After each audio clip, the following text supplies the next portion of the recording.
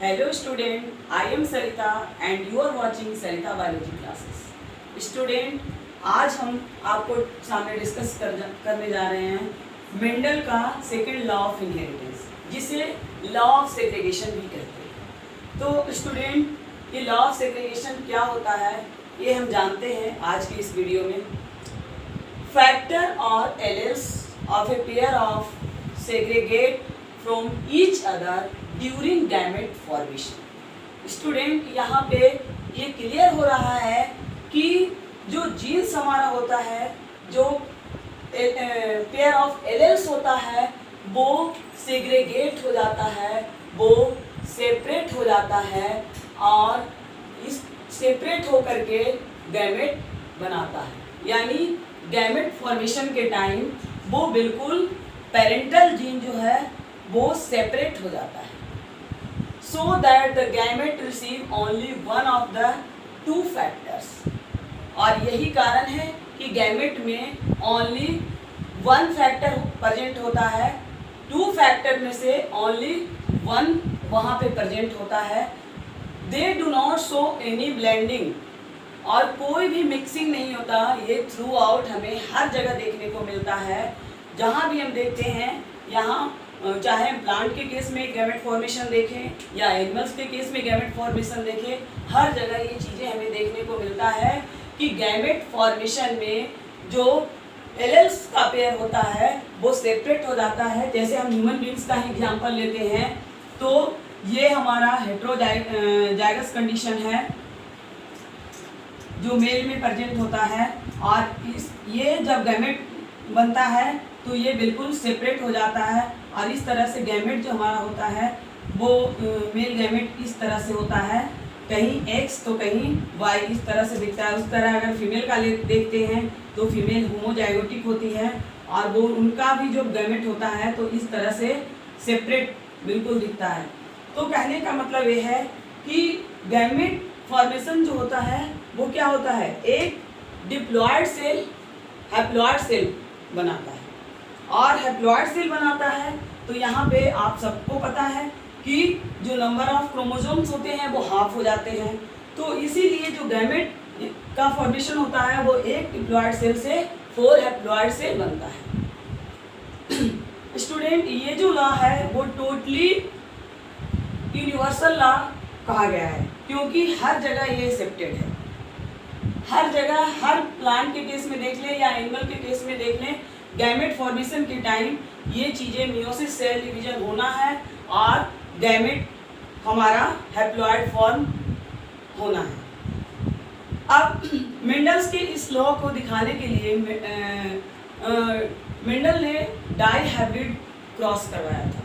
यानी यहाँ पे उन्होंने 2 कैरेक्टर को लिया था, और वो 2 कैरेक्टर इस तरह से उन्होंने लिया था।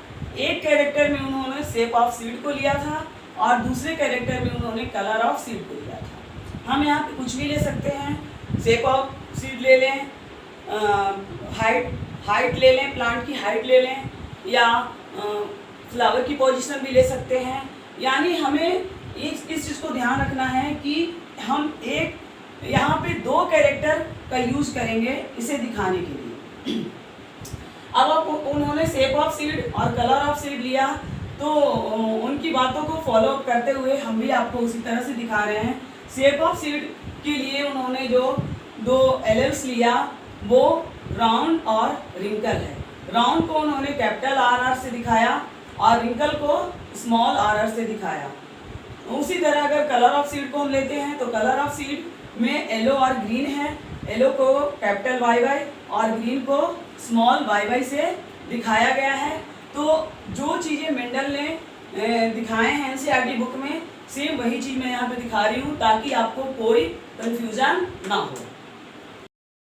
अब इस तरह से राउंड येलो का gamete capital R capital Y हुआ, और रिंकल येलो का गैमेट, रिंकल ग्रीन का gamete small R small Y हुआ।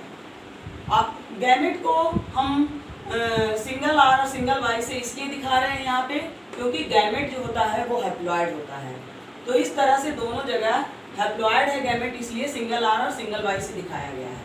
अब हम इन पेरेंट्स कि गैमेट को क्रॉस करवाते हैं। अब क्रॉस करवाते हैं तो रिजल्ट जो हमें A1 जनरेशन में मिलता है वो ये रिजल्ट मिलता है। जीनोटाइपिक जो है कंडीशन उसकी ये है, और फिनोटाइपिक अगर देखा जाए तो वो राउंड और येलो है। तो यानी जो A1 जनरेशन में जो हमें प्लांट मिला वो राउंड और येलो था। अब इस राउंड और येलो जो प्लांट मिला इसका हम सेल्फिंग करवाएंगे, और सेल्फिंग करवाने के लिए हम गैमेट फॉर्मेशन यहाँ पे करवाते हैं। स्टूडेंट जनरली गैमेट जो यहाँ पे जो गैमेट फॉर्मेशन हो रहा है इसमें सो मेनी स्टूडेंट का हमारे पास कंप्लेन आया है कि मैम सेकेंड जो गैमेट फॉर्मेशन हुआ वो बिल्कुल समझ में नहीं आता। जनरली स्टूडेंट को यहाँ पे कंफ्यूजन होता है। तो स्टूडेंट आप बिल्कुल क्लियरली समझना, यहाँ पे कोई कंफ्यूजन वाली बात नहीं है। यहाँ पे जो गैमेट फॉर्मेशन हो रहा है वो बाइफर्केशन मेथड से हो रहा है, जो हम एक गैमेट फॉर्मेशन का अलग से वीडियो बनाएंगे, उसमें पूरा डिस्क्राइब फॉर्म में समझाएंगे इसको कि किस तरह से गैमेट का फॉर्मेशन होता है। अभी आप बाइफर्केशन मेथड से इस तरह से समझ लीजिए कि यहाँ पे ये जो जीन था वो A1 जनरेशन का था। अब इस A1 जनरेशन के जीन को इस तरह से लिया गया, capital R small r capital Y small y। अब इसके बीच गैमेट फॉर्मेशन जितने भी तरीके से करवाया जाए वो हो सकता है। जैसे जनरली कर देते हैं कि जैसे ये गैमेट है तो इस तरह से भी हम इसे लिख देते हैं RY और RY, लेकिन केवल ये दो ही गैमेट यहाँ पे नहीं बनेगा, यहाँ पे और भी पॉसिबिलिटी है गैमेट बनने की। तो जितनी भी गैमेट की पॉसिबिलिटी है बनने की वो हम उसको दिखाते हैं टोटली, और इस तरह से जो टोटल गैमेट फॉर्म होता है यहाँ पे वो इस तरह से होता है। अब इसको हम इस तरह से दिखाए हैं, और इस तरह से गैमेट फॉर्म होता है। कैपिटल R कैपिटल Y का एक गैमेट बन गया, एक कैपिटल R स्मॉल y का गैमेट बना, एक स्मॉल r कैपिटल Y का गैमेट बना, और एक स्मॉल r स्मॉल y का गैमेट बना। अब इन गैमेट ये जो गैमेट बना इसकी क्रॉसिंग हम करवाते हैं। स्टूडेंट अब इस तरह से जो गैमेट फॉर्मेशन हुआ तो उसकी क्रॉसिंग हम मोनोहाइब्रिड की तरह नहीं दिखा सकते, क्योंकि मोनोहाइब्रिड की तरह अगर दिखाएंगे तो बहुत ज़्यादा टिपिकल हो जाएगा और क्रॉसिंग करना इतना पॉसिबल नहीं रह जाएगा। तो इसीलिए इसको हम एक स्क्वायर की फॉर्म में दिखाते हैं, और इस तरह से एक स्क्वायर की फॉर्म में डायग्राम बनाएंगे, और हम एक साइड में फीमेल गैमेट को और दूसरे साइड में मेल गैमेट को लेंगे। तो इस तरह से जो गैमेट फॉर्मेशन हुआ था वो हमारा इस तरह से है, और दोनों मेल गैमेट एक साइड में और फीमेल गैमेट एक साइड में इस तरह से हम दिखाए हैं यहाँ पे। अब इन दोनों के बीच जब क्रॉसिंग करवाते हैं तो ये हमारा रिजल्ट आता है। जैसे ये कैपिटल R कैपिटल Y और कैपिटल R कैपिटल Y की क्रॉसिंग हुई तो ये बना कैपिटल R की कैपिटल Y की crossing small r capital Y से हुआ तो इस तरह से बना।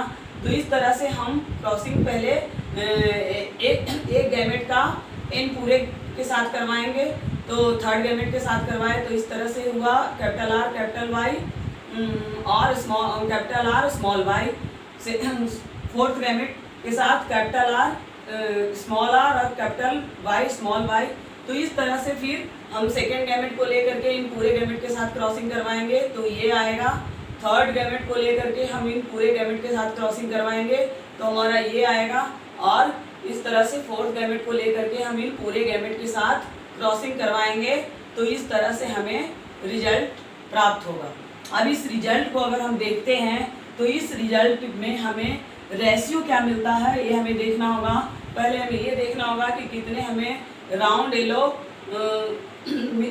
मिला है और कितना हमें राउंड ग्रीन मिला है, कितना हमें रिंकल येलो मिला है और कितना हमें रिंकल ग्रीन मिला है और कितना रिंकल येलो मिला है। तो इस तरह से हमको क्या क्या मिला है वो हम काउंट करते हैं। तो यहाँ देखते हैं ये जो है हमारा राउंड येलो है 1, round yellow 1, round yellow 3, round yellow 4, round yellow 5, round yellow 6, round yellow 7, round yellow 8 and round yellow 9। तो इस तरह से हम स्टूडेंट देखते हैं कि हमें 9 राउंड येलो मिला है। राउंड ग्रीन को अगर हम देखते हैं तो राउंड ग्रीन हमें कितना मिला है? राउंड ग्रीन हमें मिला है 1 राउंड ग्रीन, 2 and 3। इस तरह से 1, 2 and 3 राउंड ग्रीन हमें मिला है। अब हम रिंकल येलो को देखते हैं तो रिंकल येलो हमें कितना मिला है? 1, 2 and 3। इस तरह से हमें 3 रिंकल येलो मिला। और रिंकल ग्रीन को हम देखते हैं तो ओनली 1 रिंकल ग्रीन मिला। तो इस तरह से फिनोटाइपिक रेशियो को अगर हम देखते हैं तो 9:3:1 हमें ऑब्टेन होता है। अब हम इसके जीनोटाइपिक रेशियो को देखते हैं तो जीनोटाइपिक रेशियो हमारा 1:2:4:1:4:1:2:1:1 मिलता है। तो स्टूडेंट यहाँ पे फिनोटाइपिक रेशियो हमसे कोई नहीं पूछता, फिनोटाइपिक रेशियो जनरली नहीं पूछा जाएगा, इसलिए इसे लर्न करना कोई ज़रूरी नहीं है आपको। लेकिन फिनोटाइपिक रेशियो आप ज़रूर से ज़रूर लर्न करना, क्योंकि फिनोटाइपिक रेशियो बहुत ज़्यादा इम्पोर्टेंट है और बहुत ज़्यादा ज़रूरी है लर्न करना। जनरली एग्जाम में यही फिनोटाइपिक रेशियो पूछा जाता है। तो स्टूडेंट, अगर ये वीडियो आपको अच्छा लगा होगा तो please like my video, subscribe my channel and share with your friends. Thank you.